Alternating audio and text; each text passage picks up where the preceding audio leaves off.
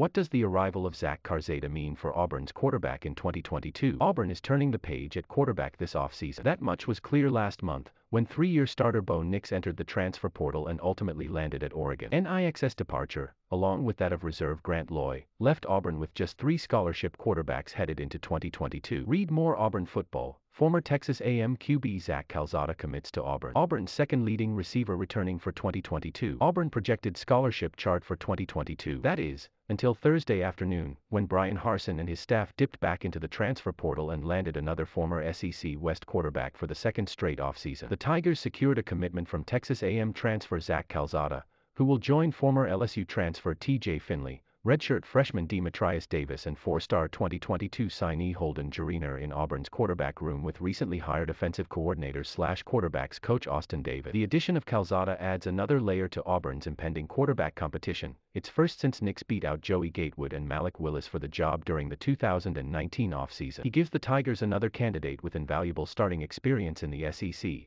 as he started 10 games for Texas A&M last fall, including a win against Auburn that led off the Tigers' 5-game backslide to end the season and an upset of Alabama at Kyle Field. But he also gives Harsin another option who fits the mold of what he likes in the quarterback position, a big, pure pocket passer to run a pro-style offense. Harsin's pursuit of Calzada perhaps shouldn't be too surprising. The Tigers coach had some strong praise for the former 3-star prospect in the days leading up to Auburn's November 6 matchup against Texas A&M. The guy can spin it, and he's shown that, Harsin said. From what I've seen, this guy's a really good player. He's got good vision, throws the ball well and does a good job of leading their offense. Calzada didn't win Texas A&M's starting job heading into the season, but he took over after Haynes King sustained a season-ending leg injury in week 2. Calzada, a redshirt sophomore, completed 56.1% of his passes for 2,185 yards, 17 touchdowns, and 9 interceptions while averaging 6.7 yards per pass attempt. His 123.67 passer rating for the year was 12th among qualifying SEC quarterbacks,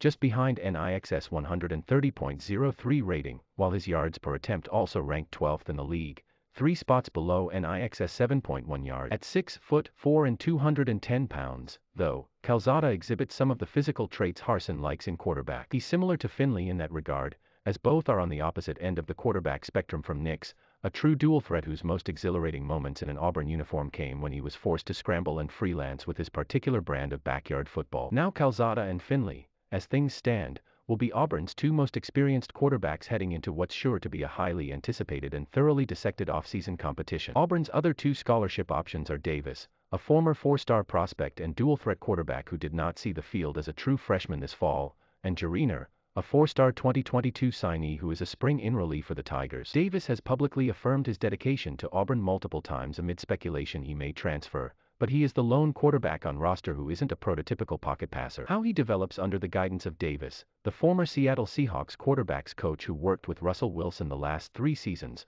will be something to monitor. As Harsin said during fall camp, though, Davis brings some gamesmanship to the position, as well as some dynamism. Geriner was the first high school prospect to commit to Auburn after Harsin took over, and he arrives on campus this semester after a thoroughly impressive senior year at Benedictine Military School in Savannah, GA.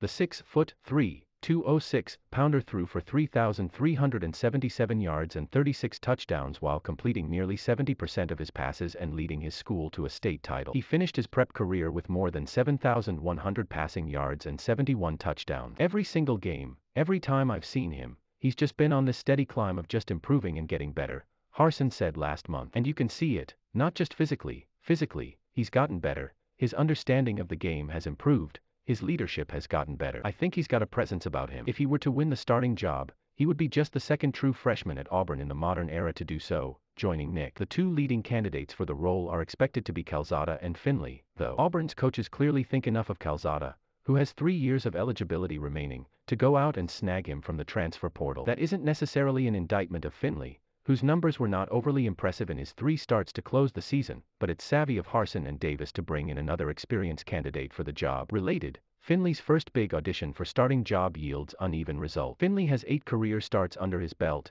including 5 as a true freshman at LSU and 3 at Auburn following Nix's season-ending ankle injury. Auburn went 0-3 in those starts, as the team ended the year on a 5-game skid, with play at quarterback uneven. Finley completed 53 of 97 passes for 552 yards, 4 touchdowns, and an interception while averaging 5.7 yards per pass attempt in losses to South Carolina, Alabama and Houston. This offseason's going to be big, Harsin said last week. There's a lot to learn from, and we're going to move on to this offseason and start preparing him for what we do moving forward. After the Birmingham Bowl loss to Houston, Finley posted a succinct message on his Instagram story: "Time to get better.